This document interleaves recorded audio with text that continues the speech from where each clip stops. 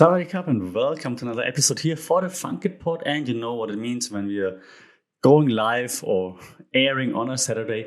It's time for the academic corner. Every Saturday, I talk a little bit about higher education, experiments in higher education, classroom experiments, how to be a bit more engaging, and so on. Right? And as you can see, of course, from the thumbnail, headline, title on Spotify, wherever you're watching or listening, we talk today about designing engaging assignments.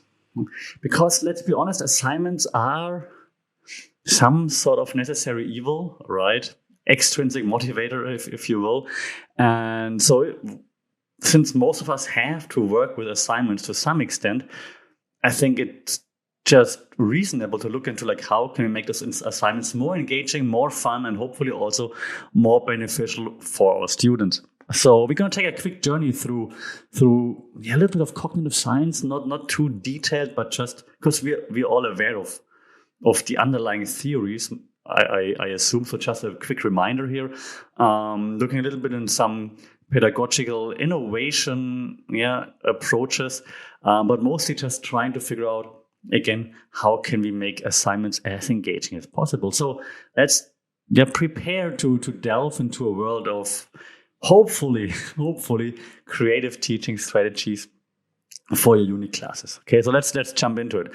I'm going to talk a little bit about just a few theoretical frameworks. Of course, there are way more that apply to your students' psychology and whatnot. I try to pick only like 3 different ones that I think are impacting the way we can structure assignments. But of course, when it comes to psychology, there are a million, right?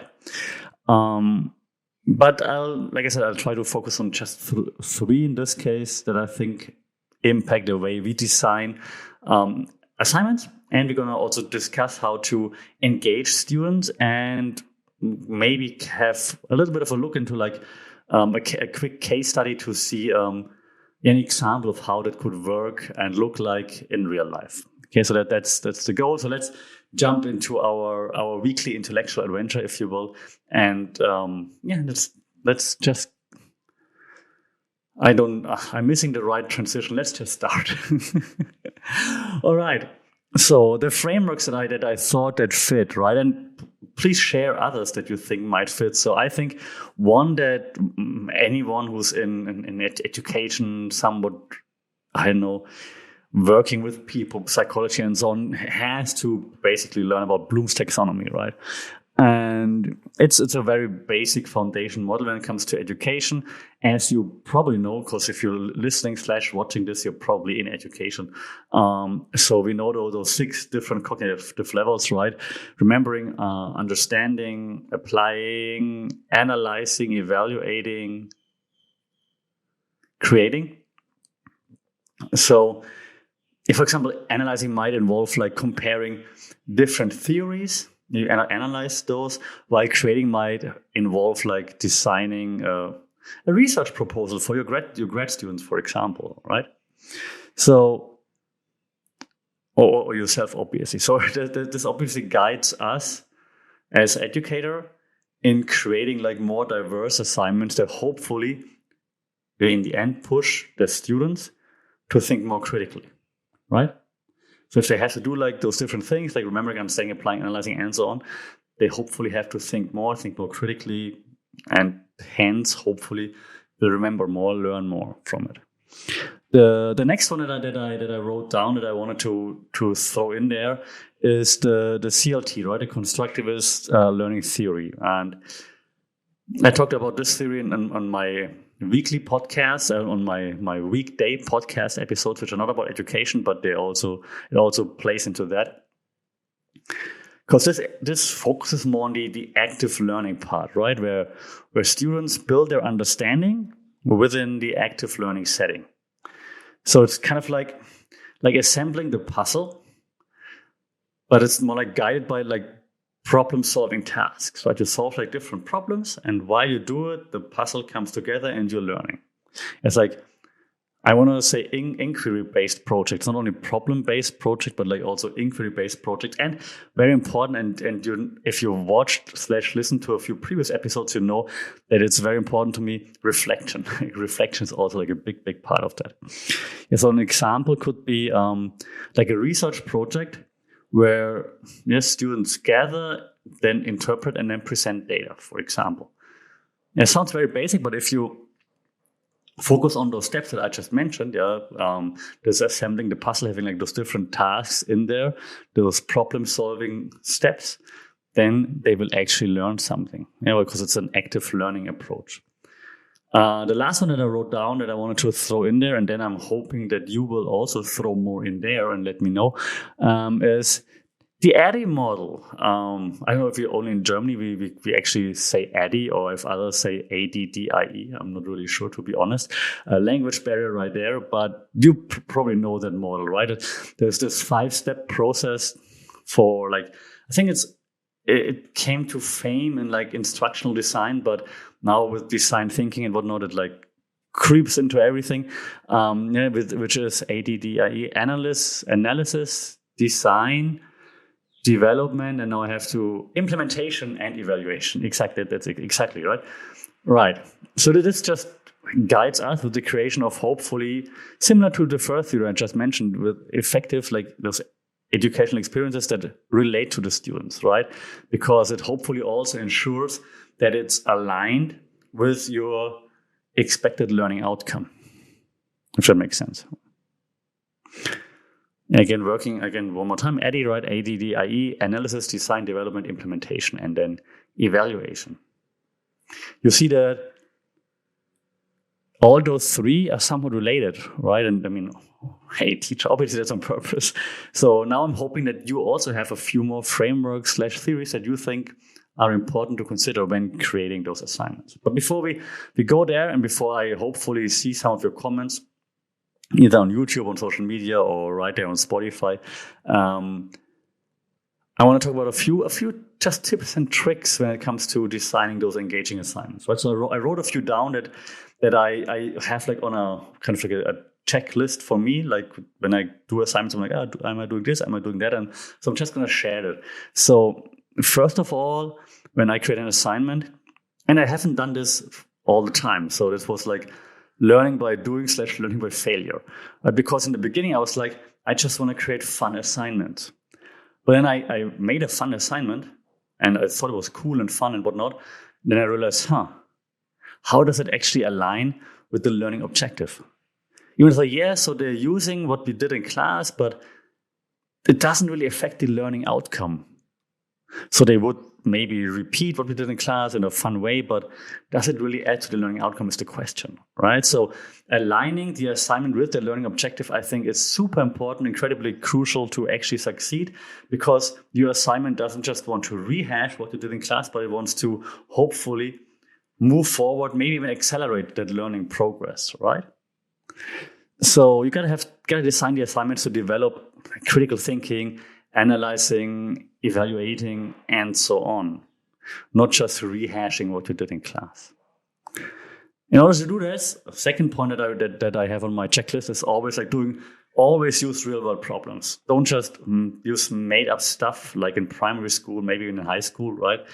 A, students realize when it's made up, and B, when they realize it's just not relatable. So use real world problems. Like you could analyze like the economic impact of like recent events, for example, to make it more relevant, to create more relevance, right? Students will appreciate that. They're like, hey, okay, it's actually related to what's happening in the real world. I've been exposed to this anyways. Oh, now I can use what I learn in class with this real world problem. Cool. Yeah, so I think that helps. What also helps, and in the beginning, I also didn't like it that much because it's very just much work, but provide choices. Yeah, let students choose topics or formats or whatever, because if they have a choice, then that usually boosts motivation. You don't just assign them randomly. They're like, that sucks. But they're like, hey, okay, I picked it. I'm into this. If you cannot like implement choosing topics, at least let them choose the format, for example, the way they present that assignment, for example, right? As long as they have a choice, they're going to be a little bit more motivated. The next step, and I'm hesitating now because if you watched my previous video from last week or listened to last week's episode, I talked about my failure, but I still think it's important, collaborative learning. Obviously, everyone works with group projects, especially if you're big classes, right? We know they foster creativity, understanding, teamwork, and whatnot, which is great. But go back to like a week from a week before this episode, like last week, you can also listen to me failing in creating groups. So if you want to create some groups, of course, it's a great idea using collaborative learning, but be aware of specific pitfalls, certain pitfalls. If you want to listen to me almost crying, check out the previous episode/video. I think it's also important, and we talked about this 2 weeks ago when we talked about the multimedia part, that it's important to blend different kind of media together, like using multimedia to appeal to diverse learning styles. So not everybody wants to, read a book wants. Yeah, no one wants, but not everybody can learn well while reading a book. Not everybody can learn well while doing certain things. So if you blend different multimedia use together, different media together, then you can probably enhance the learning experience, which I think is a good thing, of course, right?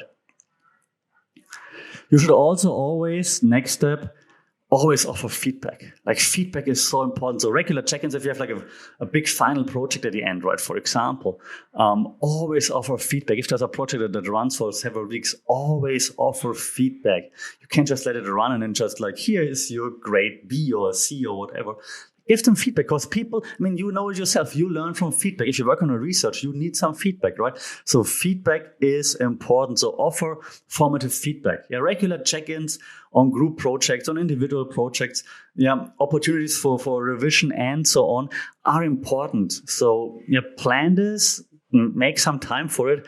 It helps you that you're not frustrated at the end with the outcome, and it also helps the student to actually progress in the learning journey while they're working on their assignments.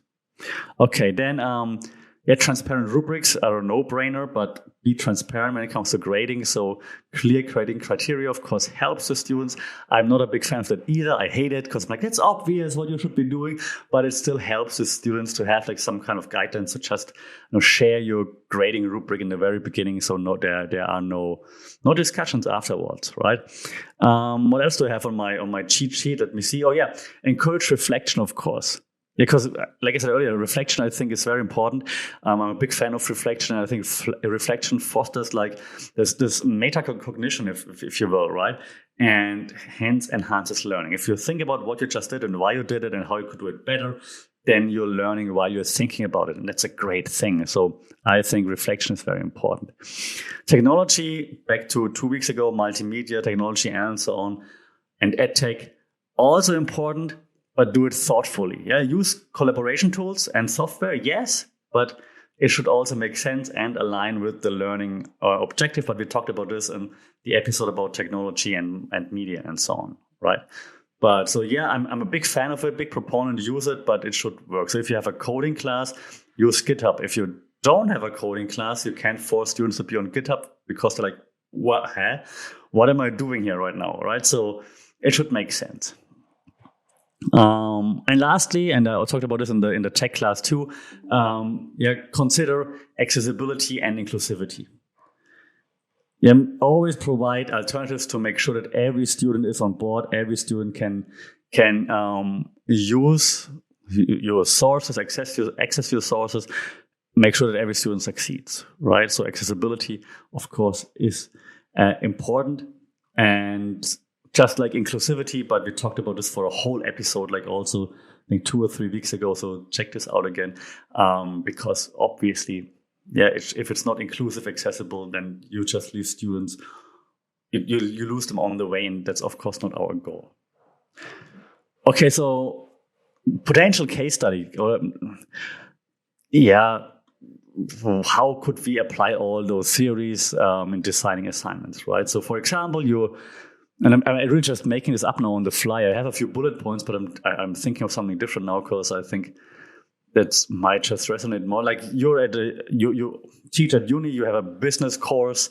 You redesign it with like what we had. I'm just using the theories that I mentioned earlier, like Bloom's taxonomy, the CLT, the ADDIE model, and maybe you face some challenges, like for example, issues in student engagement, and there are some inconsistent students in there, they're performing inconsistently, right? So you could try to implement the strategies by revamping the assignment, for example, adding real world scenarios. Giving them like real business cases to crack, for example, working with real clients, for example. You could use like different multimedia approaches to make it more engaging rather than just slides in class or just like an assignment on your LMS. Give them different choices of like how they want to do their assignments, how they want to present, when they want to present, for example, and introduce like feedback loops, right? Give them like weekly or twice a week feedback or something like this. Then I think the results will change because you will have, by default, a higher student engagement. Because if you give feedback, they have to get back to you, so they have to be engaged already, right? This usually leads to better performance because when you're giving feedback, and even if I only feel like I'm forced to reply to my professor, but I have to think about what I'm saying, and I will learn by default already. Okay, and this will lead hopefully to positive feedback. All right, so let me wrap this up because again, I don't want to like teach on a Saturday, but I hope this quick exploration of designing engagement or designing more engaging assignments in higher ed has taken us through a few different theories, a few practical strategies as well, I hope, and I think that actually whether like we're experienced teachers or we're new to teaching, implementing those different principles will eventually foster like a more dynamic learning, I think. And in this dynamic learning setting, students hopefully will actively participate more and then also learn more, hopefully. So if you continue our journey here in higher education, always trying to remember that teaching, I think, strives on with creative educators. Like creativity is important, connection with the students is important, and of course, growing together is important. But again, I'm really curious to hear like how do you design engaging assignments? Like which theories, which frameworks do you abide by, and do you think they are important when I create assignments? So shout out with your creative assignments in the comments under this video, or right on Spotify, where you can just reply to the episode, or on social media at funkitpod, email funkitpod@gmail.com. Let me know the frameworks you're using, the assignments that you're doing, and maybe even also, if you want, just like me last time, share what didn't work out well. But please also share what worked out well. Of course, also looking forward to hearing like best cases, not just worst cases. All right, that's it for me for this week, for this week's Academic Corner. This time we talked about how to create engaging assignments in higher education. We'll be back next week with the next topic in regards to increasing engagement, improving our classes for university students. Until then, as always, stay safe, take care, and we will talk soon. Sawadee Cup.